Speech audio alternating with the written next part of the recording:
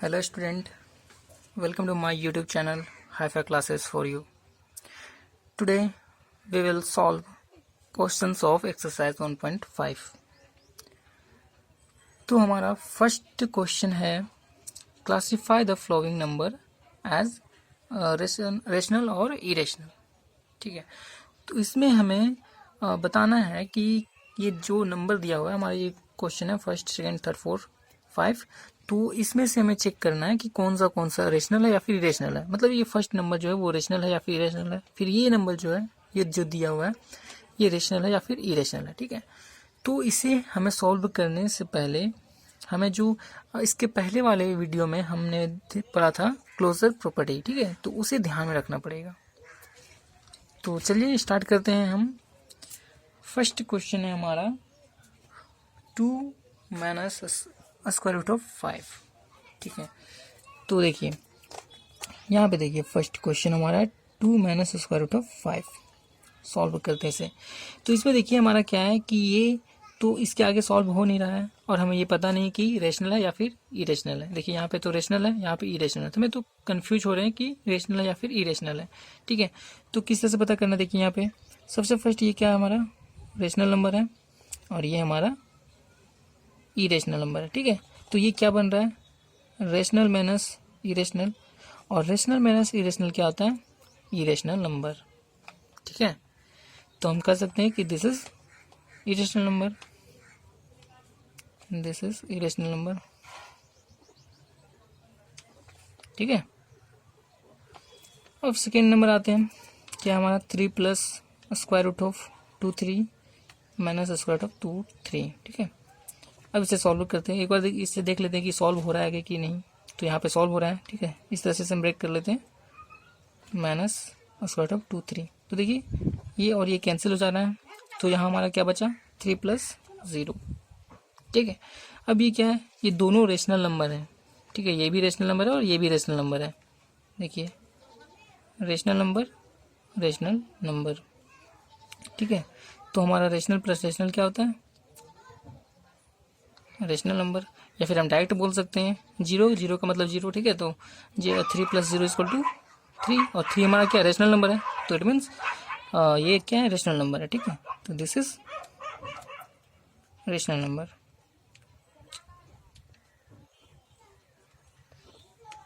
ठीक है, अब हमारा आते हैं थर्ड में. थर्ड क्वेश्चन हमारा क्या है हमारा है third question 2 square root of 7 by 7 square root of 7. तो देखिए यहाँ पे क्या हो रहा है 2 square root of 7 by 7 square root of 7. तो ये जो स्क्वायर रूट 7 है और स्क्वायर रूट 7 ये दोनों क्या है कैंसिल हो गया, तो हमारा ये बचता है अब 2/7. तो देखिए ये क्या हमारे p बाय क्यू के फॉर्म में है. ठीक है, p बाय क्यू के फॉर्म में है और p और q दोनों क्या इंटीजर्स नंबर है. ठीक है, और लास्ट में क्या है हमारा q जो है वो 0 के बराबर नहीं है. तो इसका मतलब क्या हुआ कि ये जो हमारा नंबर है वो क्या है रेशनल नंबर है, रेशनल नंबर है. ठीक है, इट इज रेशनल नंबर. फिर आते हैं हम फोर्थ क्वेश्चन. फोर्थ क्वेश्चन में क्या है हमारा 1 बाय स्क्वायर रूट ऑफ 2. ठीक है, हमारा ये 1 बाय स्क्वायर रूट ऑफ 2. तो अब ये रेशनल है या फिर इरेशनल है, तो इसे हम कैसे चेक कर सकते हैं. देखिए इसे फिर हम क्लोजर प्रॉपर्टी के थ्रू देखते हैं. क्या हमारा फर्स्ट में 1 बाय यहाँ पे हमारा क्या है रेशनल नंबर है और हमारा यहाँ पे इरेशनल नंबर. तो हमारा क्लोजर प्रॉपर्टी था कि rational number by irrational number equal to क्या होता है इरेशनल नंबर. ठीक है, तो ये हमारा क्या हुआ इरेशनल नंबर, इरेशनल नंबर्स. ठीक है, अब आते हैं हम लास्ट क्वेश्चन हमारा 5 नंबर में 2 पाई. ठीक है, तो ये हमारा क्या हम इसे लिख सकते हैं 2 इंटू पाई, राइट. और ये हमारा क्या रेशनल नंबर है और पाई जो हम क्या पढ़ चुके हैं पहले कि पाई है सो इरेशनल नंबर है. ठीक है, तो देखिए irrational number rational number into irrational number equal to होता है हमारा इरेशनल नंबर. ठीक है, तो इट मीन्स क्या हुआ इट इज इरेशनल नंबर. ठीक है, अब चलते हैं नेक्स्ट क्वेश्चन की तरफ. तो देखिए आपको सेकेंड जो क्वेश्चन है वो आपसे बन जाएगा. ठीक है, बहुत ही आसान है. जो इसके प्रीवियस लेक्चर में जो हम फॉर्मूला देखे थे तो उस फॉर्मूले के थ्रू हमारा जो सारा क्वेश्चन दूसरे नंबर का जो सारा क्वेश्चन है वो बन जाएगा उससे। ठीक है, तो हम थर्ड नंबर क्वेश्चन पे आते हैं। तो चलिए थर्ड नंबर क्वेश्चन पे आते हैं। तो ये हमारा थर्ड नंबर क्वेश्चन है। थर्ड में क्या है, recall pi is define as a ratio of the circumference से C of a circle to its diameter से डी। देखिए क्या है यहाँ पे, पाई जो है वो क्या है, ratio of circumference and diameter of circle. देखिए यहाँ पे हमारा एक सर्कल ड्रॉ कर लेते हैं हम। ठीक है, सर्कल ये है, ये हमारा, और ये हमारा डायमीटर है। ठीक है, ये हमारा डी है और ये सर्कमफ्रेंस, ये पूरा हमारा क्या है, सर्कमफ्रेंस है। ठीक है, और ये हमारा क्या है, डायमीटर है। तो इसमें बता रहा है कि pi equal to C by D है। ठीक है, तो देखिए ये क्या है, पी और क्यू के फॉर्म में है, पी बाय क्यू के फॉर्म में है। ठीक है, तो ये रेशनल नंबर होना चाहिए इसे, बट इनफैक्ट मतलब फैक्ट में क्या है, ये पाई जो क्या है वो इरेशनल नंबर है। तो हम इसे कैसे सॉल्व कर सकते हैं कि ये सच में इरेशनल नंबर ही है, जबकि यहाँ तो pi equal to C by D दिया हुआ है। ठीक है, मतलब यहाँ कहने का मतलब है कि पाई इक्वल टू क्या, सी बाई डी है, मतलब पी बाई क्यू के फॉर्म में है, बट क्या है, पाई जो है वो इरेशनल नंबर है। कैसे, हाउ? ठीक है, तो उसे हम सॉल्व करते हैं। तो देखिए क्या है कि देखिए हम सबसे फर्स्ट देख लेते हैं कि रेशनल नंबर का जो डिफिनेशन क्या होता था। रेशनल नंबर क्या होता था कि जो कोई भी ऐसा नंबर जो है वो पी बाई क्यू के फॉर्म में हो, साथ में क्या हो, इंटीजर्स हो, एंड मतलब पी और क्यू दोनों क्या हो, इंटीजर्स हो, और क्या होना चाहिए, क्यू जो है वो 0 के बराबर नहीं होना चाहिए। मतलब यदि पाई को हम रेशनल माने, ठीक है, यदि पाई रेशनल कब होगा, पाई रेशनल कब होगा, व्हेन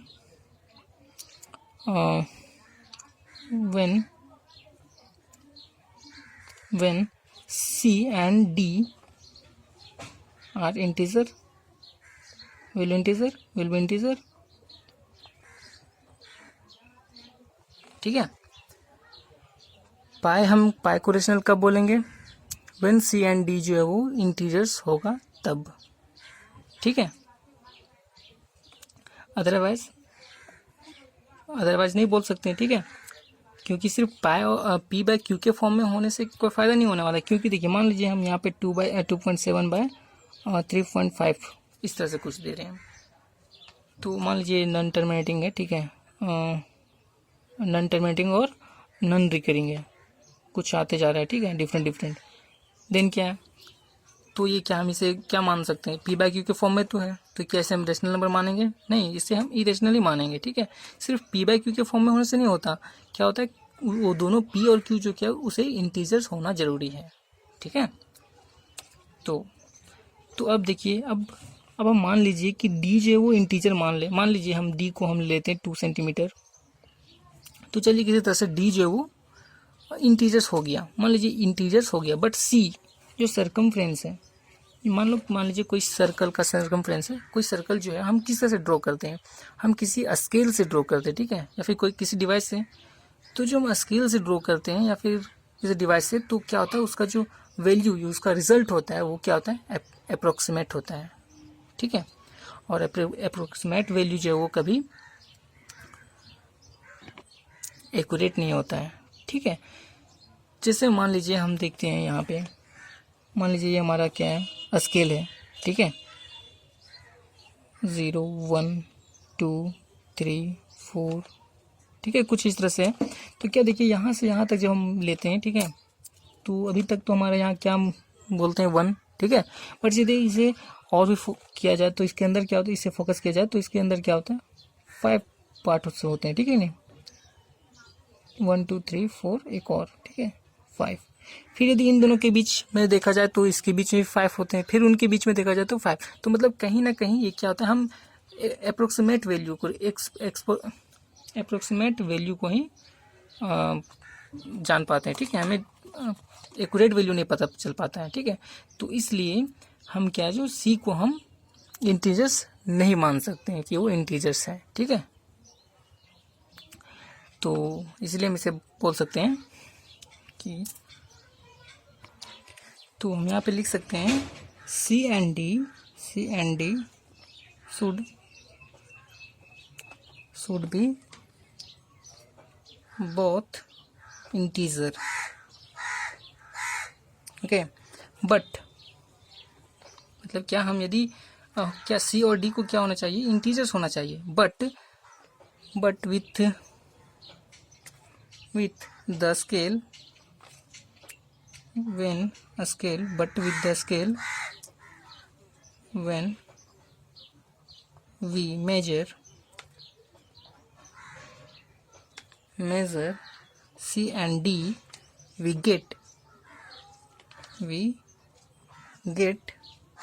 approximate value.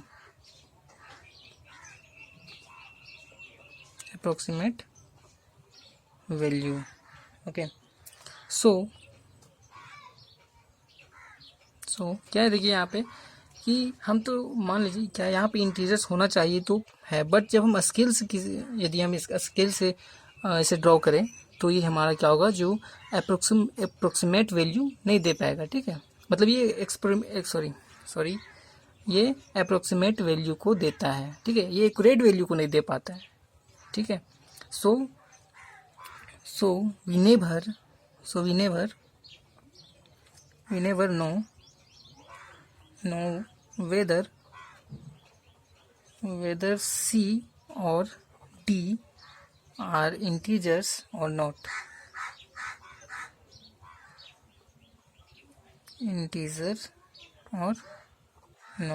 ओके, ठीक है, तो क्या इसीलिए हम कभी ये नहीं कर सकते कि C और D जो है वो इंटीजर्स है। हो सकता है कि वो इंटीजर्स ना हो। ठीक है, तो इसीलिए हम बोल सकते हैं, इसलिए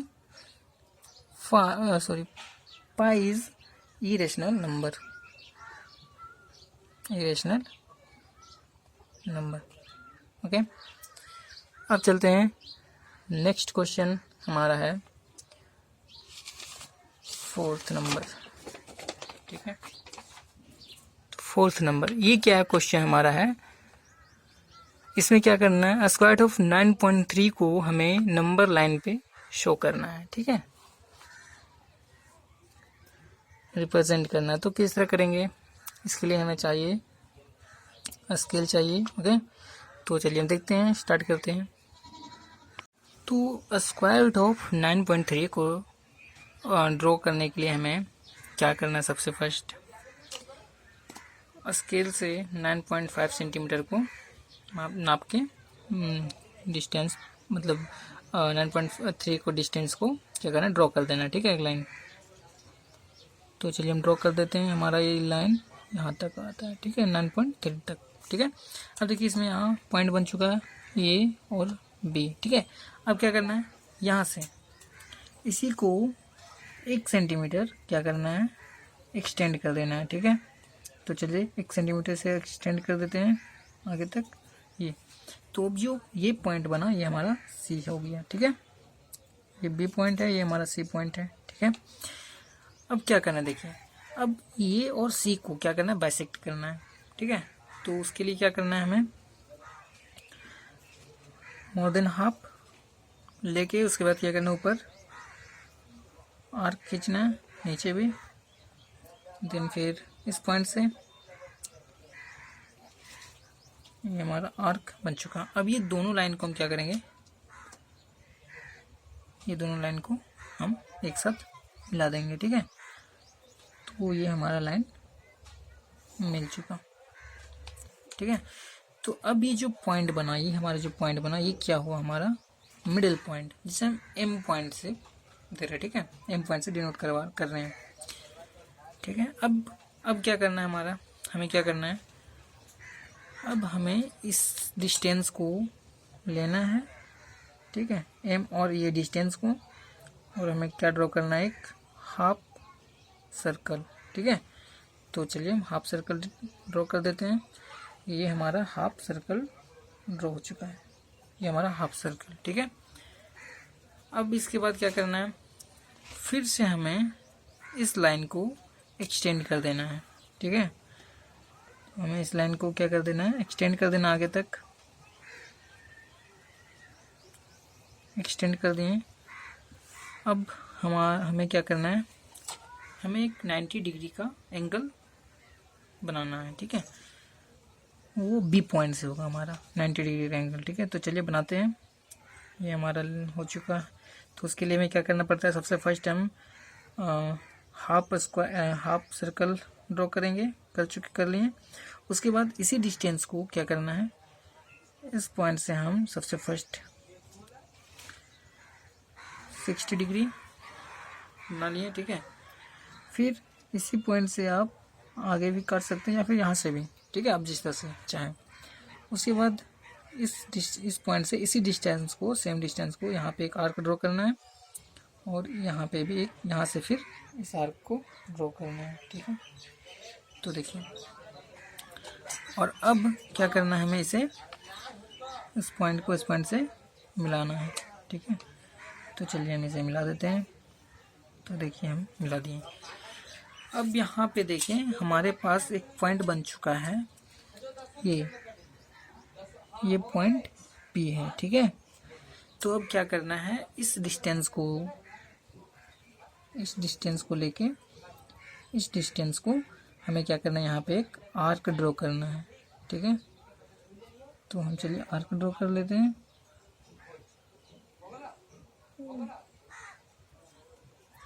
ये हमारा आर्क ड्रॉ हो चुका है।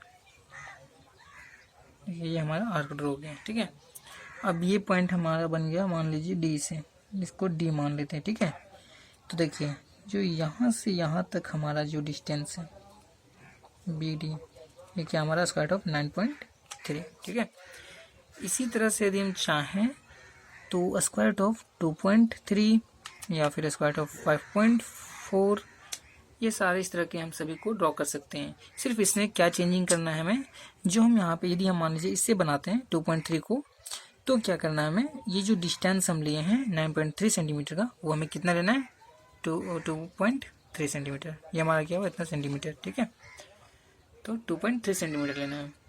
फिर उसी तरह से यदि हमें 5.4 को यदि रिप्रेजेंट करना है तो हम कितना लेंगे, 5.4 सेंटीमीटर। ठीक है, तो आई होप ये वीडियो आपको समझ में आया होगा। यदि ये वीडियो आपको अच्छा लगा तो इसे लाइक करें और हमारे चैनल को सब्सक्राइब करें। तो चलिए मिलते हैं नेक्स्ट वीडियो में नेक्स्ट टॉपिक के साथ, तब तक के लिए थैंक यू।